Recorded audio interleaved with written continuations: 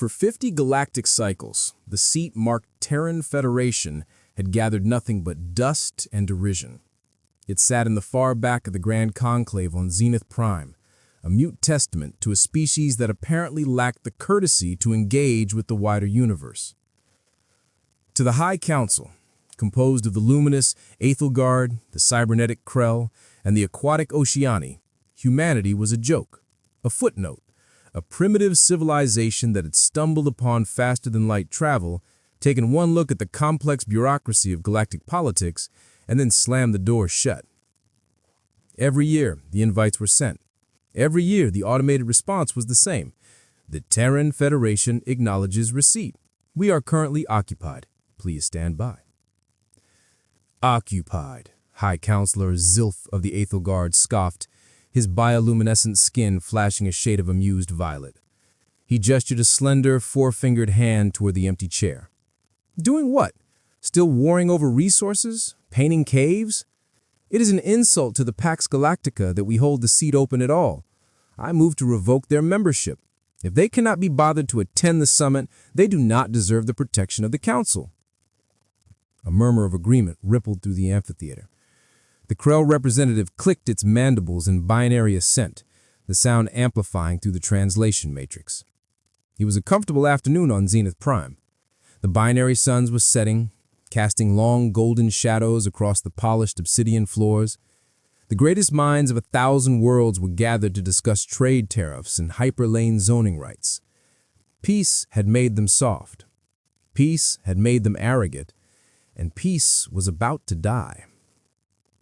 The first warning wasn't a siren, but a silence. The ambient hum of the station's gravity generators stuttered, a hiccup in the physics of the station that made stomachs drop. Then the screaming started, not from the delegates, but from the sensors. High Counselor! The shout came from the security pit below. The tactical officer, a usually stoic crustacean from the Binar system, was trembling. Reading a spatial tear. Sector 7. It's not a standard warp entry. It's a rupture. Zilth stood, smoothing his robes. Calm yourself. A rogue asteroid? A navigational error? No, the officer whispered, the color draining from his carapace. It is an invasion. The holographic dome above the council chamber, usually displaying soothing star charts, flickered and changed. The view shifted to Sector 7, just outside the station's defensive perimeter. Space wasn't just warping, it was shattering. A jagged tear in the fabric of reality, bleeding violet energy ripped open like a wound. From that bleeding void, they came. They were not the sleek, elegant vessels of the Council. These ships were nightmares of bone and black metal, shaped like jagged knives and twisted spires. The Voidborn. A myth told of frightened hatchlings, a scourge that was supposed to have been extinguished 10,000 years ago. But myths don't register on thermal scans, and ghosts don't arm weapons batteries. 1 ship. 10. 100. Ray shields, Zilf screamed, his violet composure shattering into white terror. Alert the home fleets. Scramble the station defense wing. But it was like trying to hold back a tidal wave with a sieve. The Voidborn Armada poured through the rift, a swarm of 2,000 vessels, their engines burning with a sickly green fire. The station's defense wing, 50 brave interceptors, was vaporized before they could even lock targets. Beams of dark matter lashed out from the enemy prowlers, bypassing shields entirely and crumpling the durasteel hulls of the council ships like wet paper. The Grand Conclave erupted into chaos. Delegates trampled one another, rushing for the maglev trams. The Krell representative was calculating survival odds out loud, the numbers dropping with every passing second. Zilf stood frozen, watching the destruction on the overhead dome. The Voidborn flagship, a monstrosity the size of a small moon, began to charge its primary weapon. The energy signature was off the charts. It was a planet killer, and it was aimed right at them. Transmission incoming, the tactical officer choked out. Wideband, unencrypted. A voice, screeching and discordant, filled the chamber. Your light offends the deep. Extinction is a mercy. Die. The weapon on the flagship flared, A blinding green light began to coalesce at the prow. Zilth closed his 3 eyes. This was it. The end of the council. The end of history. He waited for the fire. He waited. And then the floorboards vibrated. Not from the impact of a laser, but from a sound so deep, so resonant, it was felt in the marrow of every being on the station. It was the sound of displaced mass. Massive displacement. New contacts, the tactical officer screamed, but this time his voice held confusion rather than terror. Range, point blank. They just dropped out of super slip space directly between us and the Armada.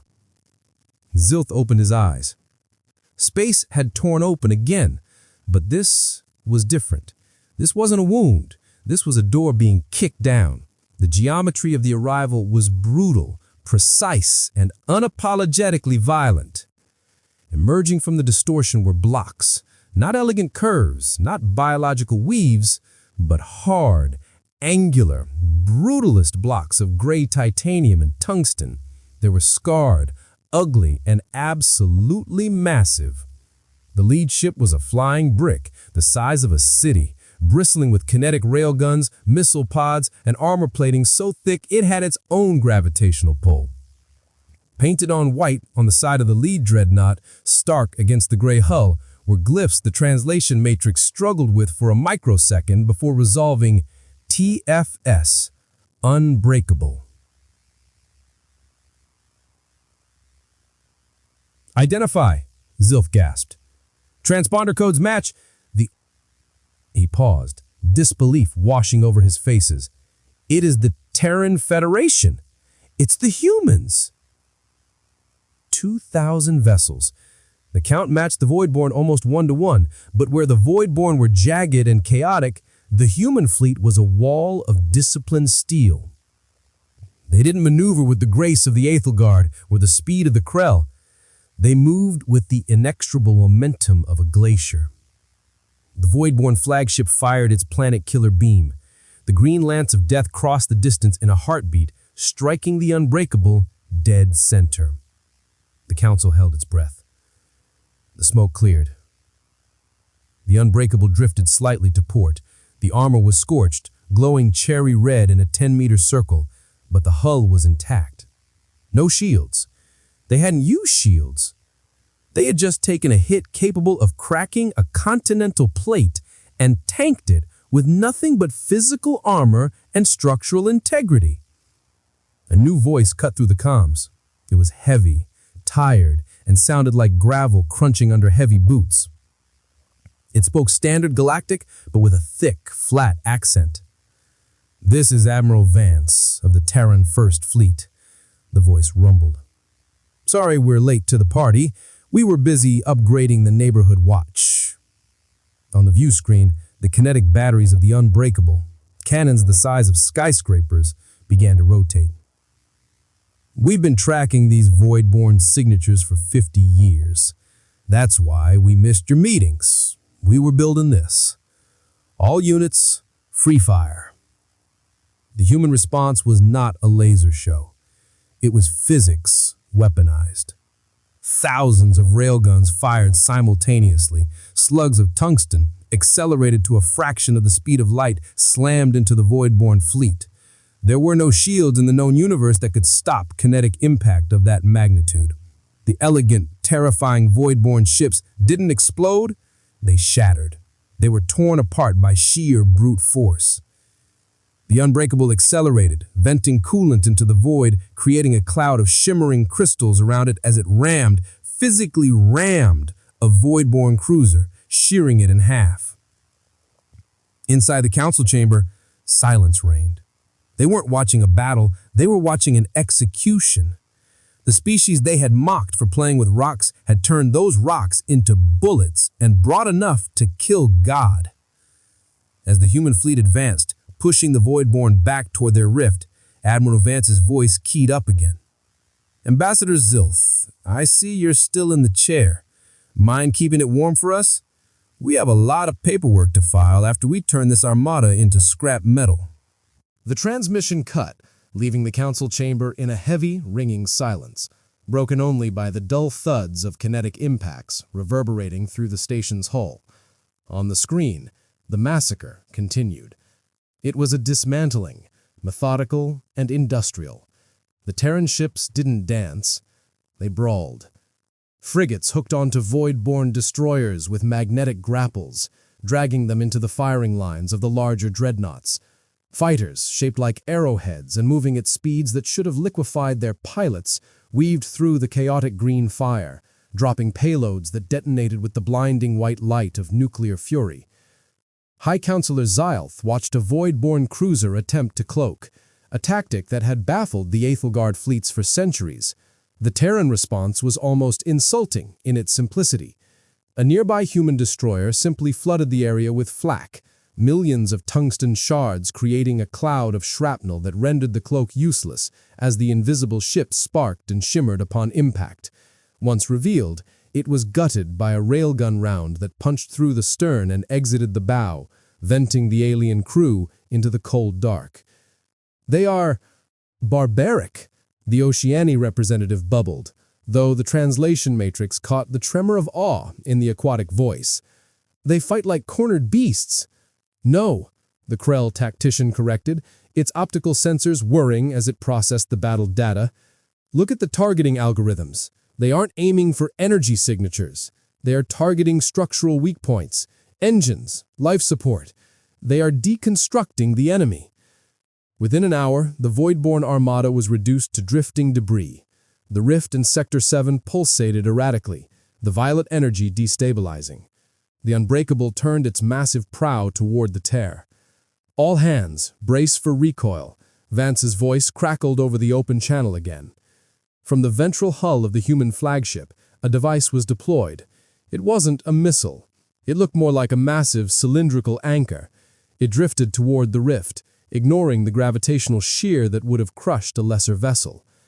Detonating singularity charge in 3, 2, 1.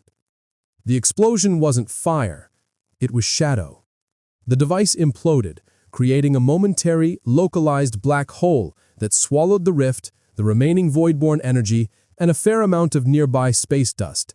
Then, with a soundless snap that registered on the station's sensors as a gravitational shockwave, the tear vanished. Sector 7 was empty, save for the drifting wreckage and the silent gray wall of the Terran fleet. "Station control," Vance spoke, his voice sounding like he was lighting a cigar. "The trash has been taken out. We are requesting docking clearance for a diplomatic shuttle. And Xylth, try to find some coffee. Real coffee, not that synthetic nectar you people drink." The docking procedure was a spectacle in itself. The Terran Shuns was a flying tank, scorched and dented, landing on the pristine, glowing pad of the Grand Conclave. When the ramp lowered, steam hissed and heavy boots clanged against the deck. Admiral Vance walked out first. He was a man carved from granite, wearing a uniform that was more combat armor than dress blues.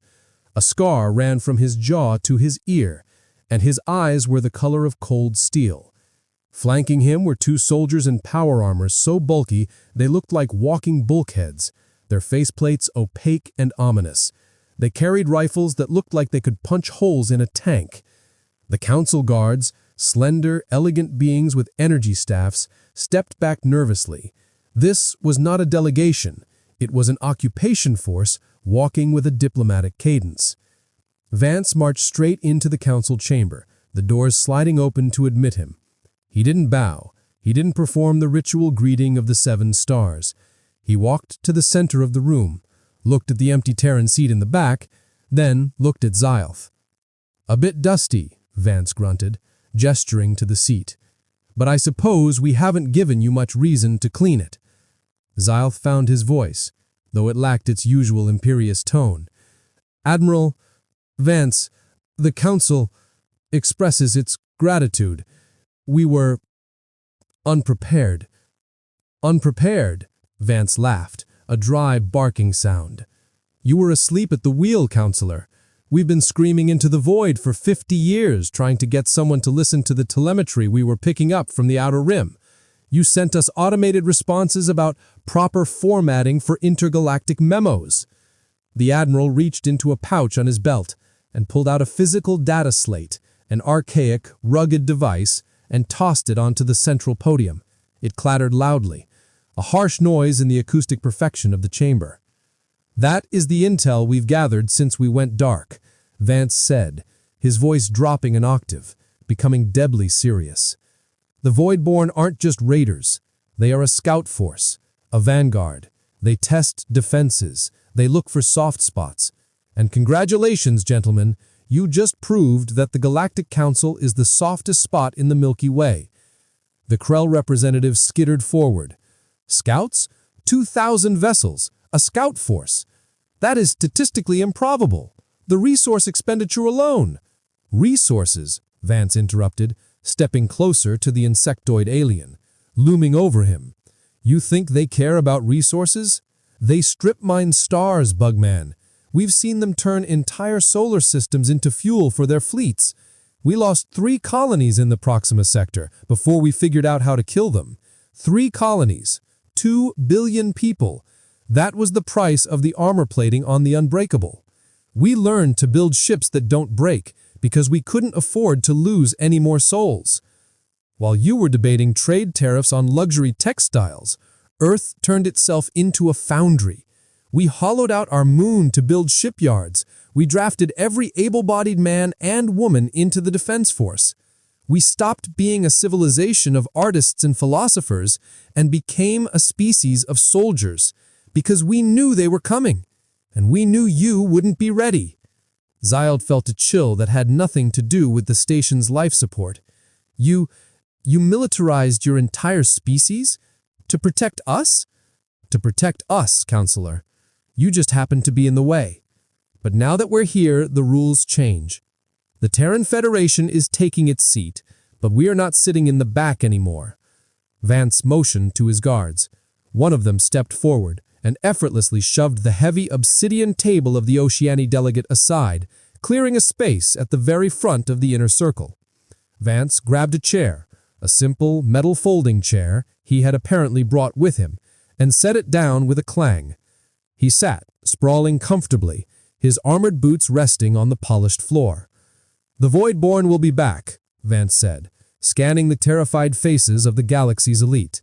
"The main fleet is maybe 6 months out, 10,000 ships, maybe more. Your shields don't work, your energy weapons are flashlights against their hull plating, and your bureaucracy takes 3 weeks to authorize a bathroom break." He leaned forward, resting his elbows on his knees. "So here is the new deal. You have the resources. You have the slip space lanes. You have the manufacturing capacity of 1,000 worlds. We have the guns. We have the blueprints. And we have the only fleet in the galaxy that knows how to kill these things." He tapped the data slate on the podium. "Upload those schematics to your shipyards. We're upgrading your fleets. We're refitting your orbital defenses. And we are doing it my way. No committees. No subcommittees, no motions to table the discussion. If you want to live to see the next cycle, the Terran Federation is now in charge of galactic defense." "This is a coup!" the Aethelgard diplomat shouted, finally finding his courage. "You cannot simply dismantle the Pax Galactica."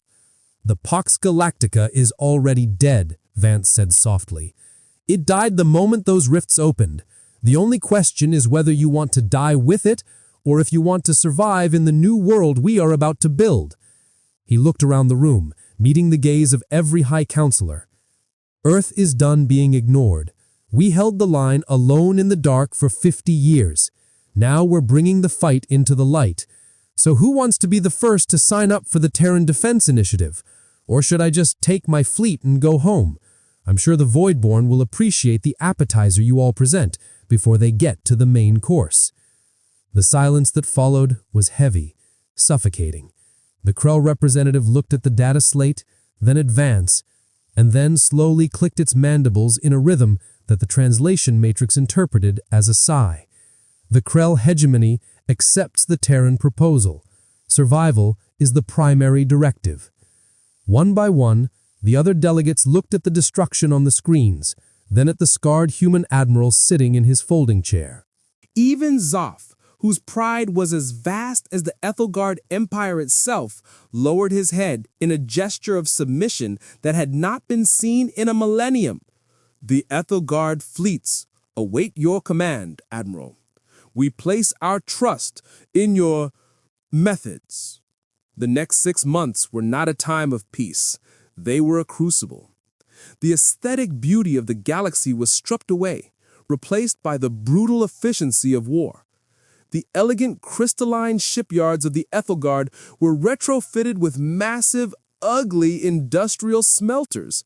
The Oceani's fluid dynamic cruisers, once designed to look like swimming leviathans, were bolted with slabs of composite armor so heavy they strained the engines. And everywhere, humans were shouting. Terran engineers flooded the galaxy. They were loud, they drank terrible coffee, and they solved problems with percussive maintenance that horrified the Krell. But they worked. They worked with a frantic, terrifying energy that infected every species they touched. When a Krell logic engine couldn't calculate a firing solution for the chaotic movement of a Voidborn fighter, a human gunnery sergeant simply welded a manual scope to the cannon and said, "Eyeball it." It was insanity. It was genius. When the 6 months were up, the galaxy held its breath. The sensors on Zenith Prime didn't scream this time. They simply flatlined. The tear in space that opened in Sector 7 wasn't a rift. It was a collapse of the local reality. The stars were blotted out as the Voidborn main fleet arrived. 10,000 ships, a blackened tide of death that stretched for light years. The flagship, the World Eater, was large enough to have its own gravity well, surrounded by a swarm of fighters that looked like a plague of locusts. "They are here," Zalth whispered, standing on the bridge of his retrofitted cruiser, the Starlight, which now sported a massive Terran railgun running down its spine. "Let them come," Vance's voice echoed across the fleet comms. "Aethelgard, form the shield wall. Oceani, flank speed on the vector approach. Krell, jam their comms until their ears bleed.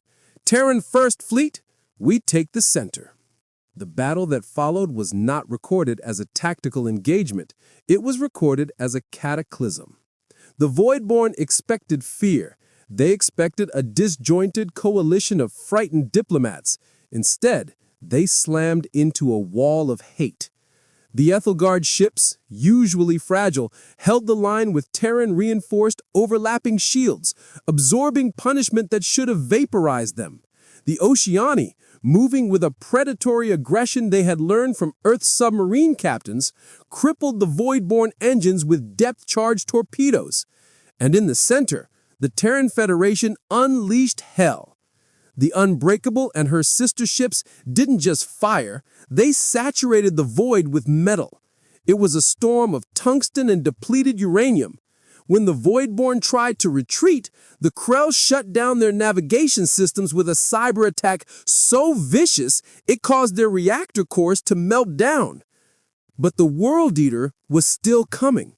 Its primary weapon began to glow, aiming not at a ship, but at the zenith sun itself. They intended to induce a supernova. "Admiral," Zalth shouted over the comms, "we cannot stop that weapon. The shielding is too thick." "We don't need to stop it," Vance replied, his voice calm amidst the explosions. "All units, clear the lane. I repeat, clear the lane." The Allied fleet split down the middle. From the rear of the Terran formation, something massive emerged. It wasn't a ship. It was a propulsion engine strapped to a solid block of iron the size of a moon. It was a colony ship gutted and turned into the largest kinetic bullet ever constructed. "Operation Sucker Punch is a go," Vance growled. The projectile accelerated. It didn't have weapons. It didn't have life support. It was just mass times acceleration. It slammed into the World Eater with the force of a planetary collision. The impact was silent in the vacuum, but the result was blinding. The Voidborn flagship didn't just break, it atomized. The shock wave shattered the remaining Voidborn fleet, sending their broken hulls spiraling into the dark. Silence returned to the center.